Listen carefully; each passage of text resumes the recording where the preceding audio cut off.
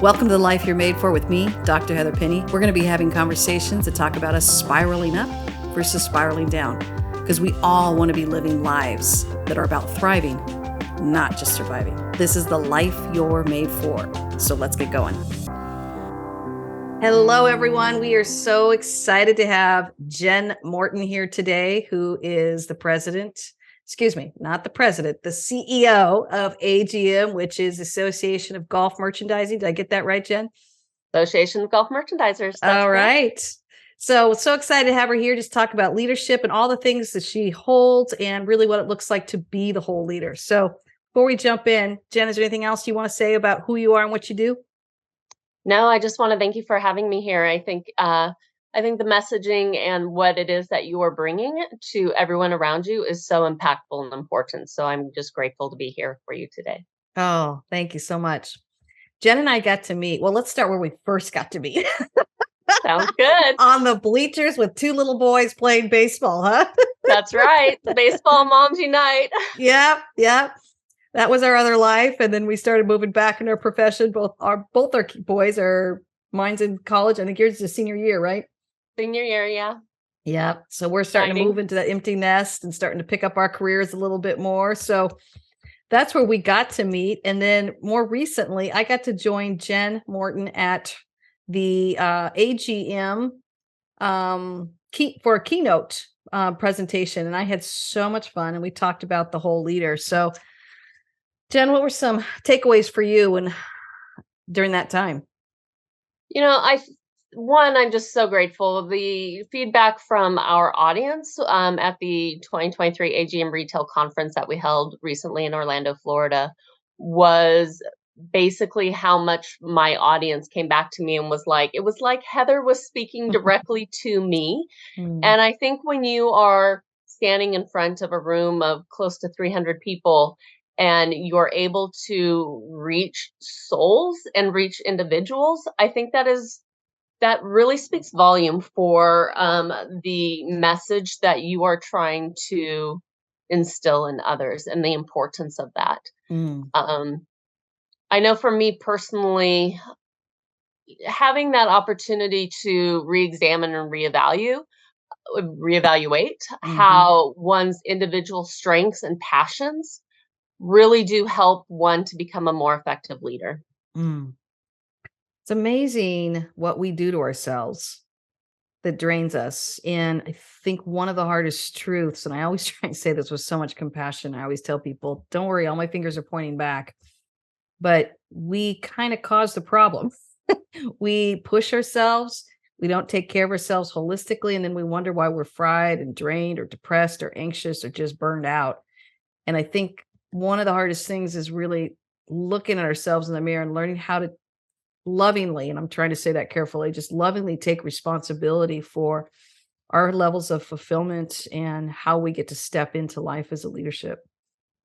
And, I think you're so right. I think it becomes, I don't want to say it's easy. It's never easy, but there are times where you recognize that you do have that balance. And then, a really good example would be leading up to this conference, where you're not going to love to hear this whatsoever, but where I was working 15, 16-hour days, and you just strive and strive and strive to do what you think is right for one aspect. And then all of these other aspects of who you are and what you want to be really do fall to the wayside. It's impossible not only is it impossible, but it's an unrealistic expectation to be all for everyone. And until you take that time and energy to invest in yourself, you really can't be everything to everyone else. So well said. And I think the danger of that is it works for a season, right? You need to do that to get the conference off the ground. And I kind of need to do that too. I had to clear my client schedule. I had to jump on a plane and I had to make sure I got out to Orlando. And there's a season of survival. One of the temptations that happens to us is because we're successful in that, we get stuck in that. We think that's the way we got to keep operating. Can you speak a little bit to that? No, you're right. And I find personally that is very true for me in whatever avenue it is that I'm Mhm. pursuing, whether that is that business side of things or more of a personal, endeavor. For example, I lost 100 pounds at one point in time, and that ends up becoming a little consuming. And um, having that frame of reference to be able to, and I think it's okay to give yourself um, peace to be like, it's okay to be in Mhm. that realm for certain periods of time. Mhm. Sometimes it's what you kind of need to do to get stuff done, Mhm. as long as you also recognize that you're in that spot Mhm. and know that you need to get out of it. Right. Right, and I don't know if anyone else can relate with this out there, but if you're anyone like me where I really do enjoy achieving and succeeding, there's a weird little high or addiction we get off of that, that we keep pushing ourselves, and it almost like you wanna stay in motion versus pulling back and actually doing some self-reflective work and assessing how we're doing mind, body, heart, spirit. That requires a different mindset, doesn't it? It absolutely does. And it absolutely does. And having so like for me, I forget how you talk about it in your book, but these periods of time of being able to just step back and take that time for yourself. And for me, there's probably three ways I do that. I like to walk. I like Mm. not just bubble baths, just any bath for Yeah. and journaling. And Mm. and even when things were getting really desperately like, okay, I need to spend every waking moment doing something, I always fell back to needing to have Mm. at least one of those pieces to keep me whole. And really it very much helped center me at Mhm. at all time. I love that you use that word whole. I think as I'm aging, I think that's becoming my main goal, to stay whole. And I define it more in these dualistic parts of the mind. I want to be whole in my mind. I want to be whole in my body. I want to be whole in my spirit. I want to be whole in my heart, my emotions. What does that mean for you to be whole? So absolutely 100% the Mm. same definition you just gave. And um for me, if we went into a very personal journey, it took me a really long time to even recognize that I didn't have that, Mm. but didn't recognize I didn't have that. And the mind, I consider myself intelligent, Mhm. not always wise, but intelligent. and and so I really put a lot of value on the mind. And your book talked a lot about how there can be some problems with that, in that the mind also tends to be the voice of negativity. Mhm. And so having that voice constantly telling you you're not good enough, or you need Mhm. to be better, or you're X, Y, or Z, and you just need to keep pushing and pushing.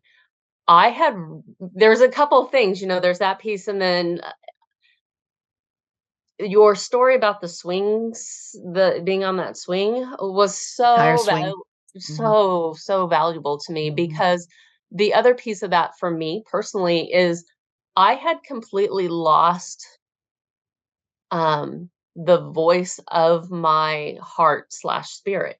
Mhm. Um, I probably spent COVID, this sounds weird, but COVID was really good for me personally, in that it really very much allowed me that opportunity to take a Mhm. step back Mhm. and work on my quote unquote whole self, Mhm. and really recognize that emotional, which I consider the heart, that emotional self Mhm. didn't have a voice. And Mm. I had no idea how to listen to that voice. And so Mhm. learning who quote unquote she was, and that she had value and deserved to be listened to, has been a very powerful journey for me these last few years. I'm so glad you brought that up. I think it's a journey every person has to take. And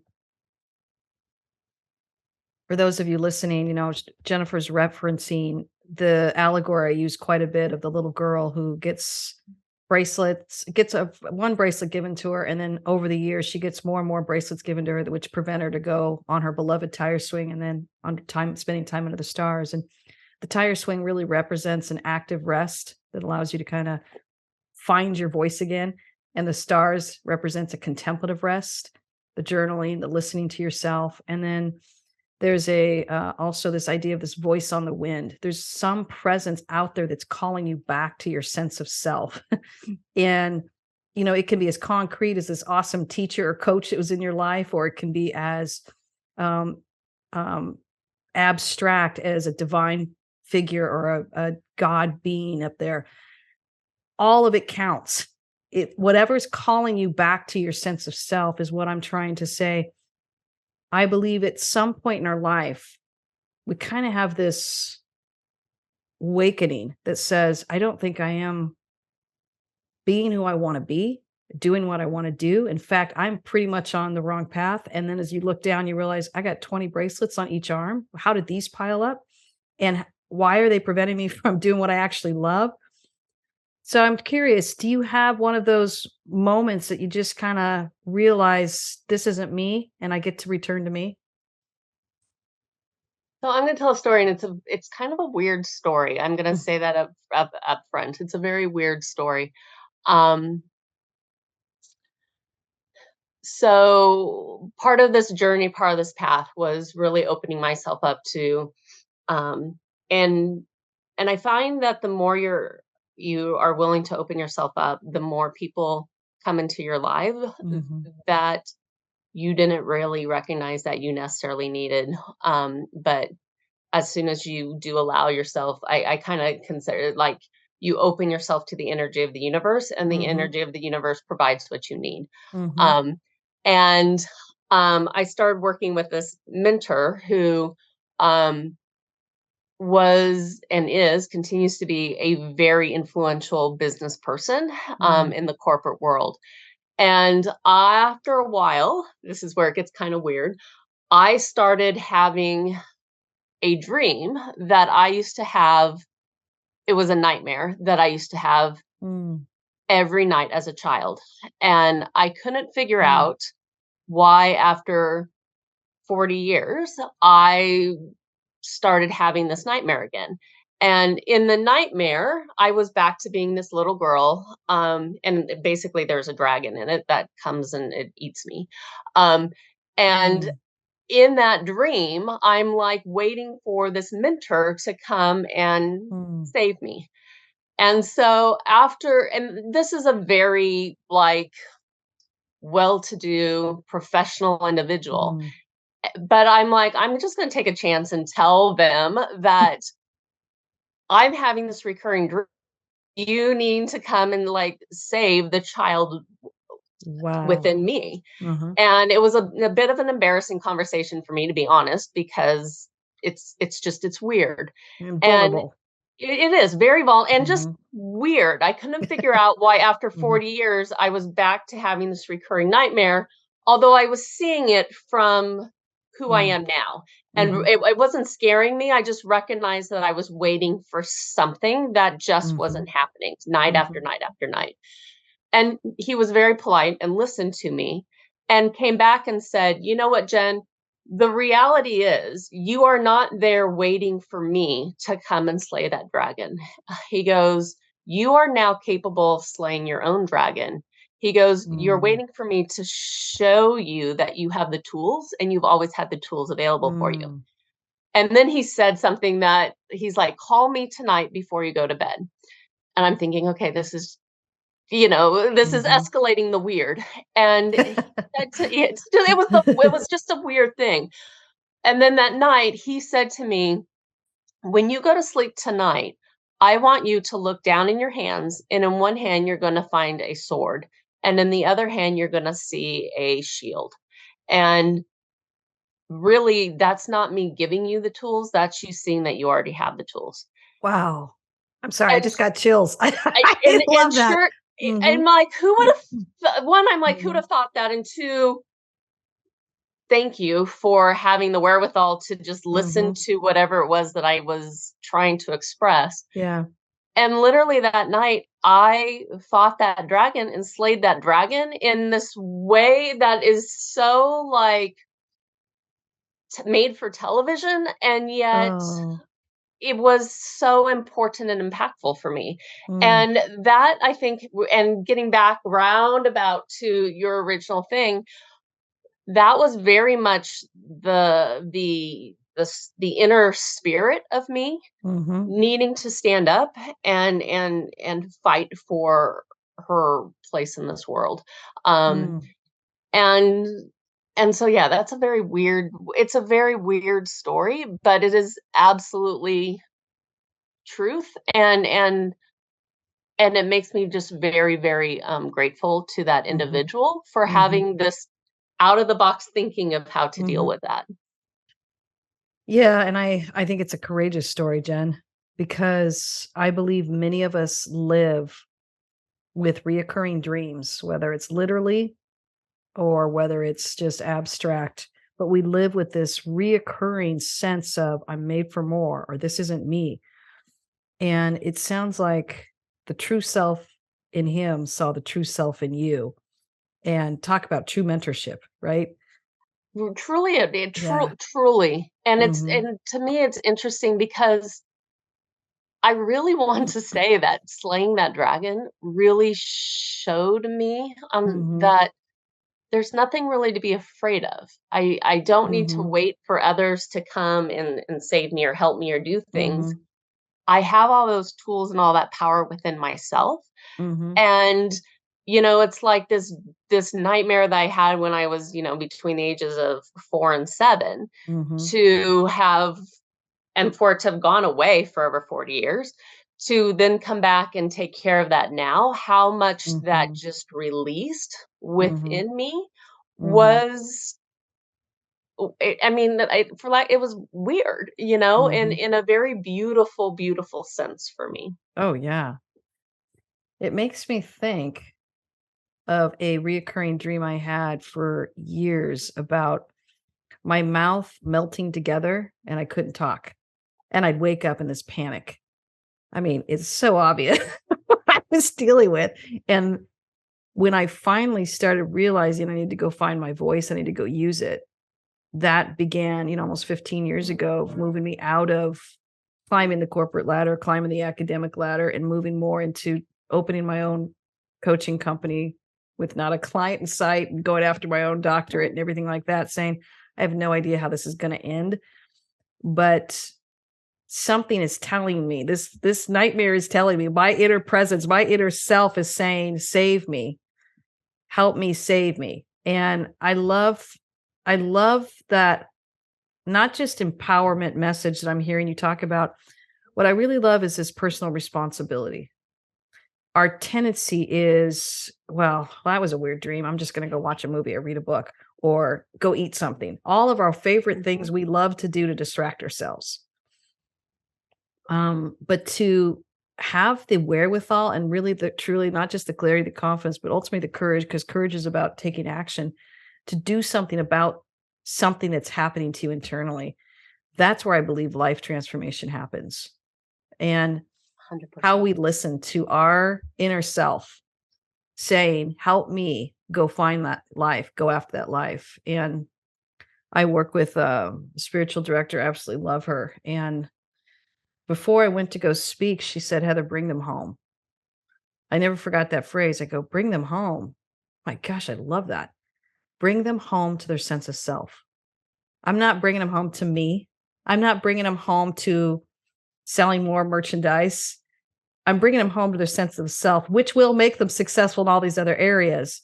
But I want to do everything I can to help bring people home to who they really are so that they feel at home with their sense of self. And in a world where we live very divided, we literally live divided from ourselves, mind, body, heart, and spirit. And you heard me speak to that at the conference because I wanted to get concrete.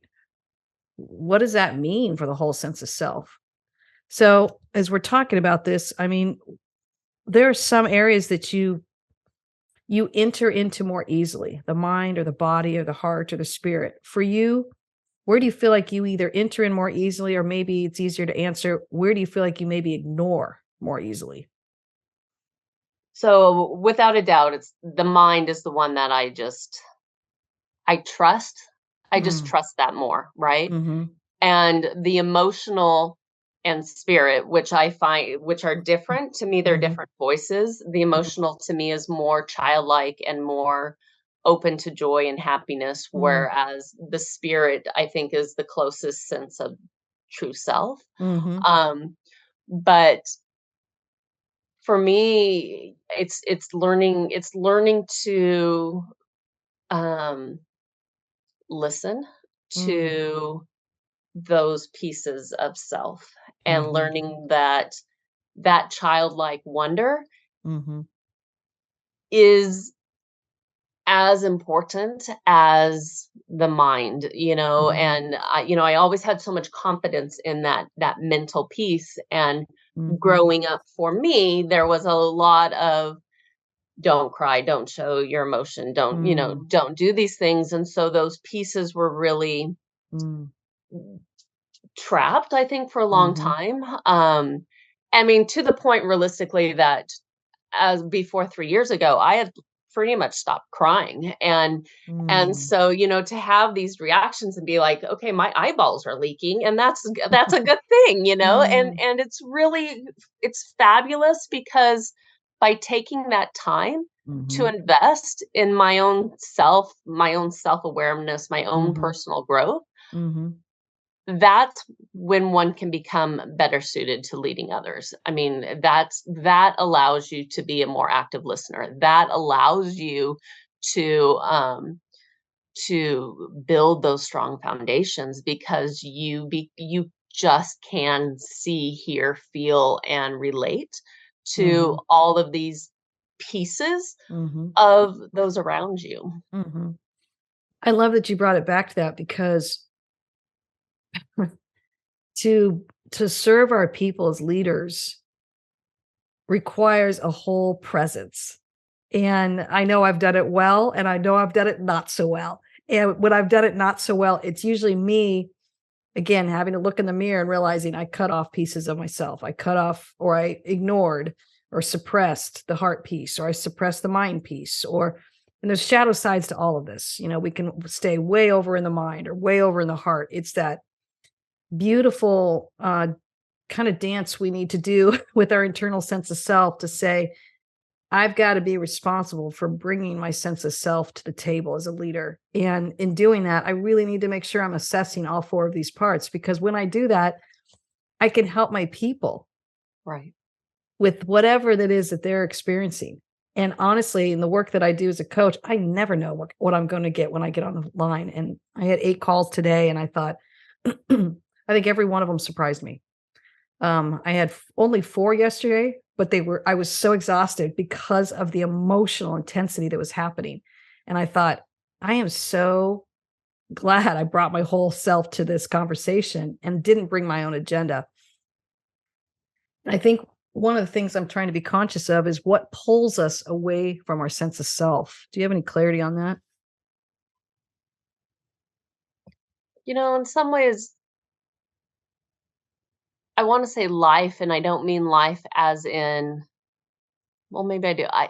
Life Mm, and I think it's so easy to get wrapped up not just in the day-to-day pressures that are pulling on you, but mhm, the expectations. And the piece of what you said that really resounded with me is you came out of all 8 calls today really surprised. And mhm, the only reason you did that is because you didn't go into them with mhm, a preconceived notion of what you want to take out of them. If mhm, you had, you would have come out with, yes, this followed the pathway that I had expected it to, because mhm, you wouldn't have been open mhm, to the direction that the conversations went into. mhm, Um, and that sense of openness and wonder and ability just to have a path, because I do believe it's important to have a vision, to have goals, and Mhm. to have a direction where you see things, Mhm. but still to be open to how you're going to get there. Mm. And man, that's what gives joy and wonder to our world and what's around us. I love that you brought that up. Openness and wonder because you're right. I think it's the most respectful gift we can give people that we are leading. And I think one of the most damaging things that we can do, and again, all my fingers pointing back because I've done it before too, is when I go in with too strong of agenda and it shuts down the wonder. When I go in too much of my sense of rightness and maybe arrogance, it shuts down the receptivity or being able to read the room. And I think all of us have experienced times when we have not done it well. And again, I just keep encouraging leaders, there's no shame in this. We've all done this poorly, but being able to understand why we did it, which was, "Oh, okay, I came with my own agenda, or I came in with the answers and they were the wrong answers to the wrong questions. I never even listened to what their questions were, and as I'm aging, I'm finding this stay open, stay receptive, and I talk about it in my book, The Staying Powers, and the first one is really staying curious. Staying curious to what is this time going to bring me, whether it's a 1 hour conversation or whether it's leading a team meeting or whether it's moving your team forward in a project. We're staying curious about what is really going on and how am I bringing my whole sense of self to this? And how is it alerting me to other people's sense of self and how they are bringing that or disregarding that? I care mostly about that. And ultimately, since I am an achiever, it really does yield high deliverables, high results, high success. So I'm not saying we're having a kumbaya session all the time or counseling, but I'm just saying I think understanding how we care for a whole sense of self can allow you to change in a nanosecond and realize, oops, this is not the agenda. This is not what we need to talk about today. I need to just listen and ask questions. And as I listen to them talk, not only does it give me clarity on who they are and what they need, it also provides a collective clarity to move the project forward. Can you speak a little You're bit to that? absolutely you're absolutely right, and, I'm a very visual person, like, all my stuff, it's very visual. I like Mhm, building foundations, I like adding bricks, mhm, all of these are important to me, and as you're talking about that, the more I'm in leadership, mhm, people talk a lot about steering the ship and, there's the ship and, they're the captain. I think more, or who I want to be, is not the pilot steering the ship. I want to be that rudder that kind of helps mm, guide the direction, but mhm, letting the team help be in charge of determining how we get there. mhm, And for me, that in itself is a really big change, because to me, it no longer becomes the one person. It's no longer the captain steering the mhm, ship. It's the entire team that's equally important in determining how we get there, and mhm, recognizing that you need all kinds of people mhm, on that ship to truly create greatness and to create success. And mhm, um, if you had a bunch of type A personalities all trying to steer that ship, yeah, that's gonna mhm, go one direction, but if you have the givers and the people who, are the mhm, doers as well as the dreamers, and, mhm, if you let everybody have their voice and share their voice, mhm, you're gonna get further, and mhm, it's gonna be a happier, better journey by the time mhm, you arrive at your destination, and maybe that destination is not where you thought you were initially headed for, and mhm, that's okay too. mhm. I love that. I love that for those of us who do want to get from A to Z, we can get there because there is that responsibility that we all hold as leaders to guide our team. But I love that analogy of the rudder versus the steering wheel because it goes back to what your wonderful mentor taught you about. You got your own sword and your own shield in your own hand. You got this. And I have not abandoned you. Literally, I've not jumped ship. I'm going to be the rudder here and you're going to feel my presence. And it makes me think of a conversation I had earlier today when he said, well, I'm not sure what to bring to the table today. And I said, that's okay. That's okay. Let me ask a couple questions. And as I asked the questions, he began to just open up. And boy, it took a turn that I was not expecting. Mhm. What he was really saying was, am I allowed to talk about something I really want to talk about? And are you going to be okay with this? And what's happening there is he's finding his sense of self, he's finding his voice, and in doing that, it's making him a better leader. So it's worth the Totally, time, you know? totally. Yeah. One of the things I've just absolutely stolen from you is your space of grace. Mm, And, what you're talking mm, about there to be just kind of triggered that within mhm, me as well. And having that space where, in this case, it was mhm, just the freedom to share what they needed to share. But, mhm, um, that can pull out in so many different ways. And, there's a lot of talk these days about, um, workplaces wanting to have a family mhm, feel, and mhm. some employees being like, no, I have my family, this Yeah. is this is work. Having spent most of my career literally in a family business where it was sometimes difficult to Yes. separate the two, Mhm, um I do very much like that family oriented space. I mhm, see that as a space of grace where, mhm, um you know, you need to be able to have these places where you can openly discuss whatever it is that needs to be mhm, discussed, even if that is, I am not in a space today to be able to give 100% or mhm, 50% because of stuff that's going on, behind the mhm, scenes. mhm, And to have a team and to have mhm, people there ready to pick you up and to mhm, support you, because it's more than a job. I mean, mhm, it's this whole body, this whole being that mhm, we are trying mhm, to um make better. I mean, that's mhm, that's the reality. You want mhm, your staff, you want the people who work with you, um to know that they can trust you, mhm, with all of who they are. and mhm. and I think that very much comes from that space of grace. Yeah. And I don't know.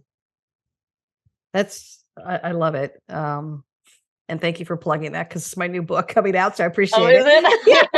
So it? thank you. And listeners, you heard it here, but it was just a concept. And what you're talking about, there's 7 attributes to grace space. And the one you're talking about is the one I call freedom versus control. So it's really along these lines that we can all bring a space of grace, or we can bring our grace space with us. And it requires a choice, an intentional choice. So the whole, there's 7 attributes and it shows the juxtapose. You can be a person of freedom or you can be a person of control. And I'm not saying one is all bad or all good. We need some of both, but we want to live the majority of that time in that sense of freedom that says we're going to give one another the freedom to bring their best self, to find their best self, to shape this with us, to steer the ship while we're the rudder. We are holding that space.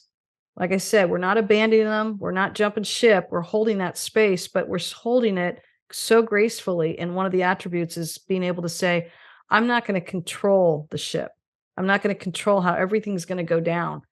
I am going to be a critical part of this as the leader, and I'm choosing the rudder, and I'm going to steer this.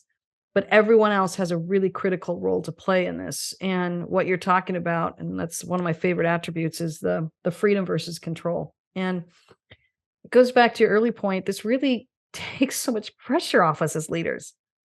Wouldn't you rather be living, offering freedom to your people and mentoring them and developing them versus, and I've seen this really backfire poorly on leaders when they're living in this, they're choosing control versus freedom.